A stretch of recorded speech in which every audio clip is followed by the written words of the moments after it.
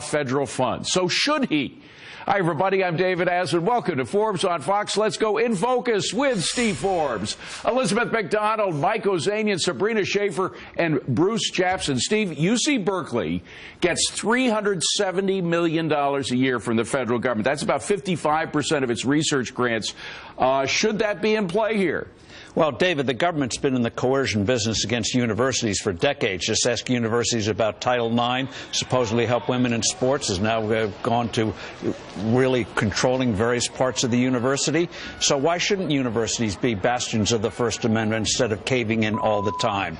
So let's have coercion in the right direction instead of social engineering. And, Bruce, it's actually even more than just free speech, because there was only one arrest when these rioters were doing their damage to the college. Authorities really seemed to just let the protesters do what they want, including, by the way, I think we can show there's one video of a woman who was being interviewed, and she got pepper sprayed right there, and she had a red hat on. It wasn't even a pro-Trump hat, by the way, but she was. Doesn't something have to be done if local authorities aren't going to do it? Yeah, well, listen, I mean, some of that stuff is definitely over the top, but Donald's response appears as though he's against democracies this week when he's saying, I mean, these people, if they want to protest peacefully, that's fine, and that's our democratic tradition, but his response is that we're going to strip federal funding. He looks like he's against democracies when he's also attacking our democratic allies in Australia and Mexico in the same week and continuing to cuddle up to Putin. But, Mike, democracies allow freedom of speech, and they don't allow rioters to get away with this stuff. By the way, Thursday night there was another one on the other coast at NYU, New York University, in which a speaker was not allowed. He tried to give a speech, but he had to leave in the middle of it because of what happened there. You're absolutely right, David. And what we saw at Berkeley, not the rioting, but also we had teachers going against students expressing their viewpoints in high school even.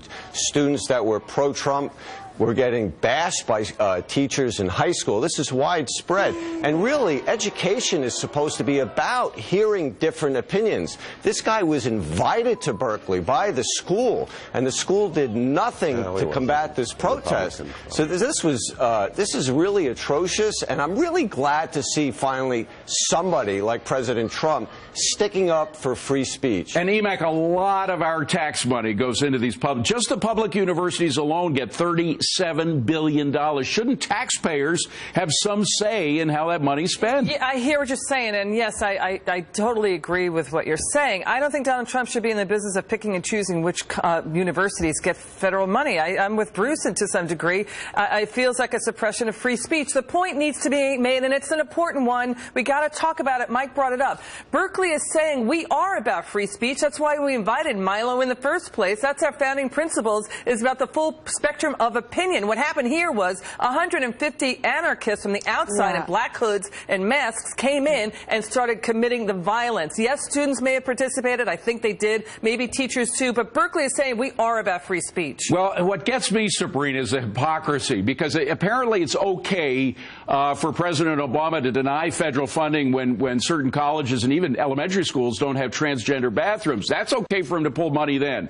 But when President Obama says maybe I should pull money because there's no freedom of speech law, somehow that's terrible. That's evil.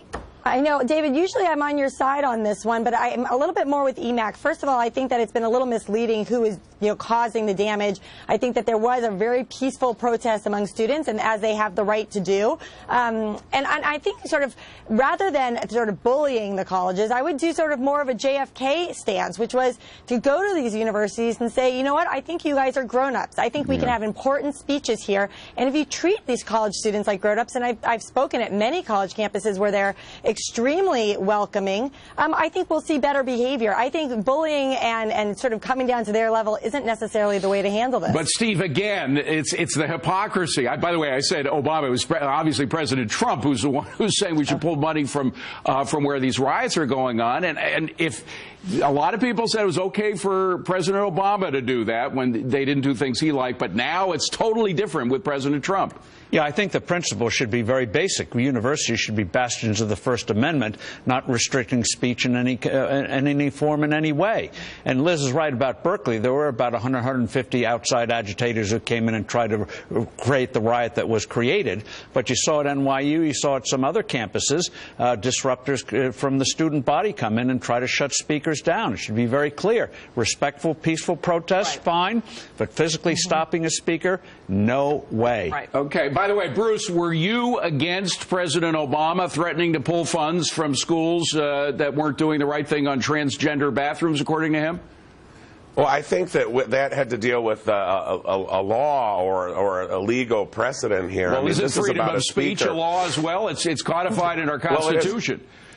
Yeah, well, here's the deal. On this Breitbart editor, nobody even knew who he was before this. I guess and the now answer is no, you weren't against President Obama doing the same, right? I was not against President Obama, no. Okay, Neither am I. but let me That's a just civil say, rights nobody should feel sorry for this Breitbart editor. He's going to get to double his speaking fee, and then he's going to get armed guards, and they should invite him back, and it'll probably cost him more. So nobody should feel sorry for him. But the point is, Mike, it is a civil rights issue. Freedom of speech is a civil. It's one of our basic civil rights, is it not? According to the Constitution, at least as I know it is, David.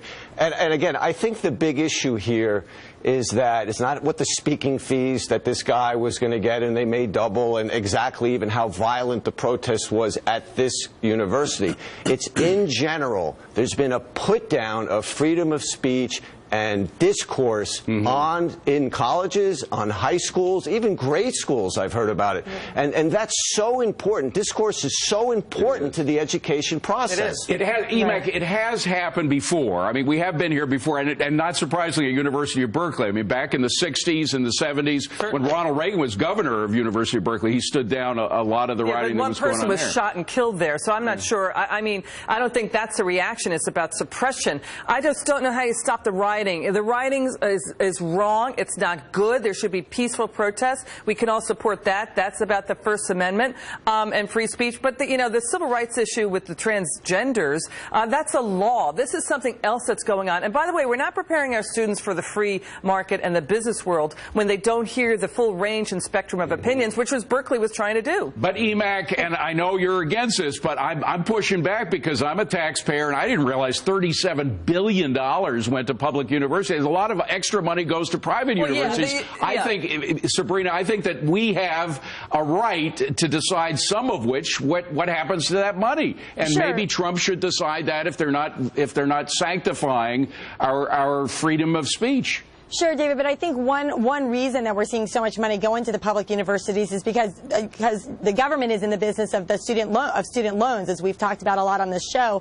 And I think ultimately the people that would be hurt from pulling federal funds are students who are receiving those loans. So I think we have to be careful. I am with you. I can't stand when I hear that my own kids' classrooms are being politicized.